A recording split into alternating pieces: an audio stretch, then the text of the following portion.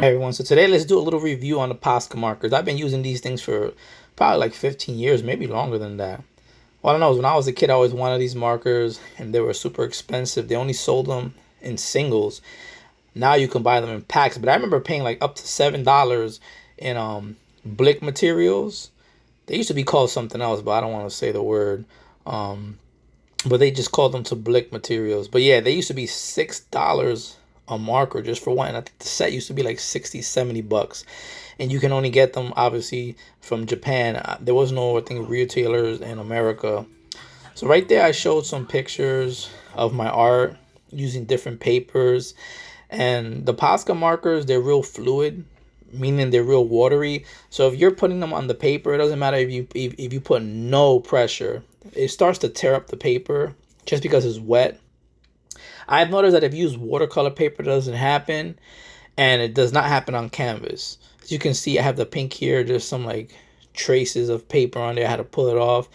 But POSCA markers to me work great on hard surfaces like wood, canvas, and you don't tear up the nibs. I use these markers till they run out, even when there's nothing inside. I'm always scratching canvases with them, and they never fuzz out or anything. So they're really good nibs. And they are gentle, because I'm gonna take out a notebook right now and show you guys. It just depends on the pressure or the paper. But look, this is standard marble notebook, but the paper here doesn't really tear as much.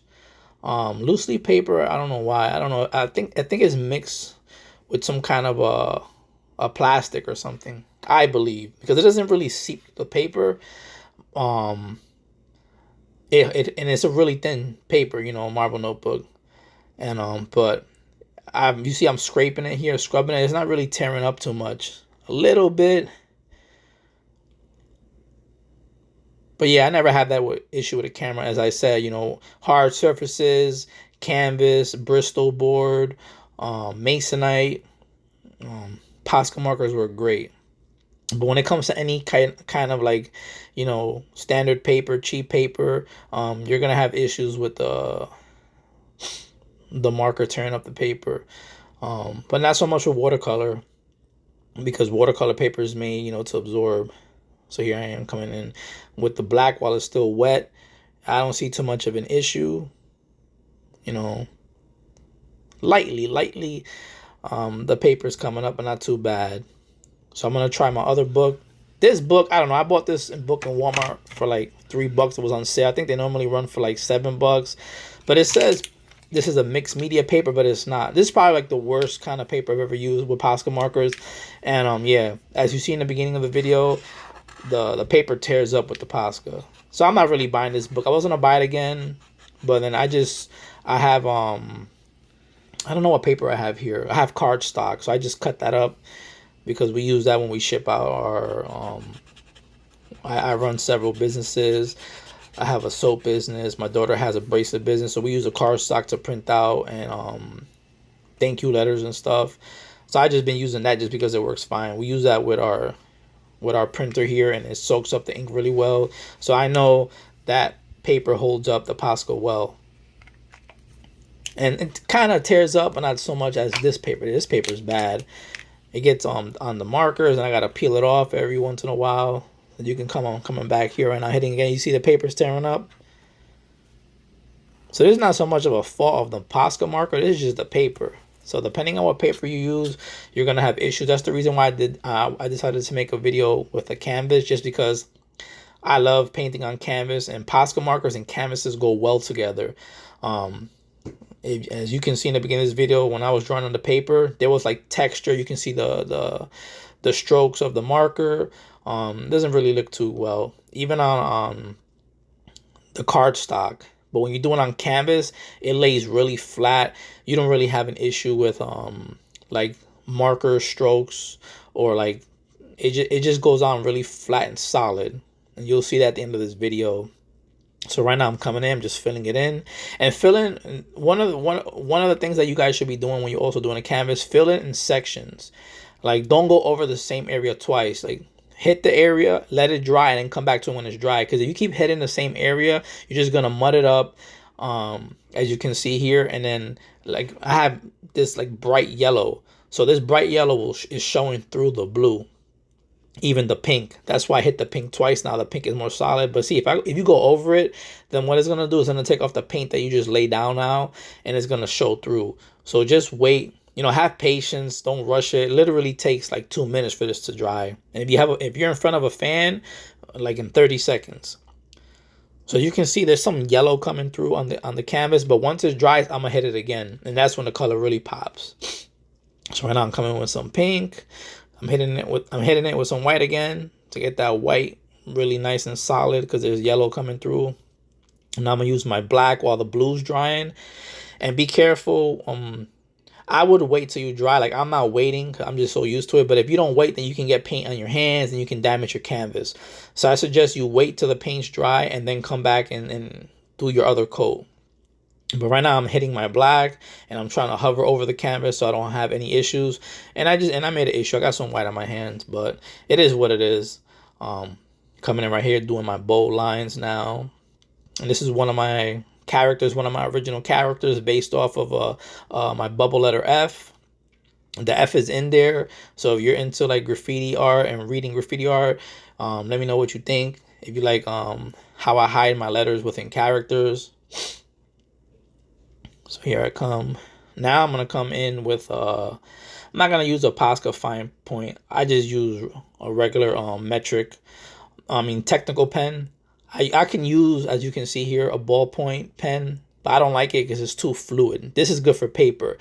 But when I'm doing my canvas and I need some really sharp lines, I use a technical pen, which is this one. I think I paid like $20 for it. It's expensive, guys, but I had this pen literally for, I think, probably 10 years. And before that, I had one for like almost 12 years. And as long as you clean them with warm water, you have no issue because they come with a refill ink. But there's times I didn't use it for like, I think, a year, and it just sat and it was like the ink was dried in there.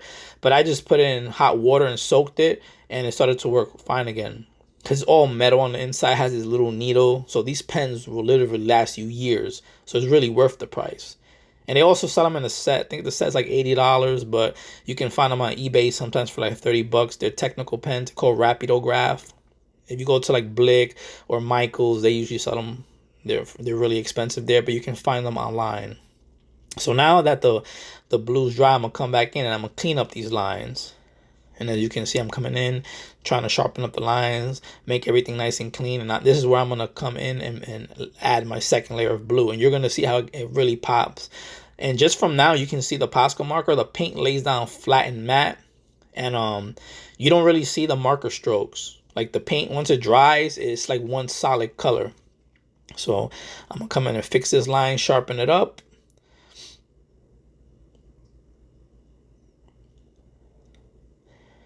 Letting that paint dry, and I'm hitting the areas that I haven't hit yet, and you can see it's a nice blue.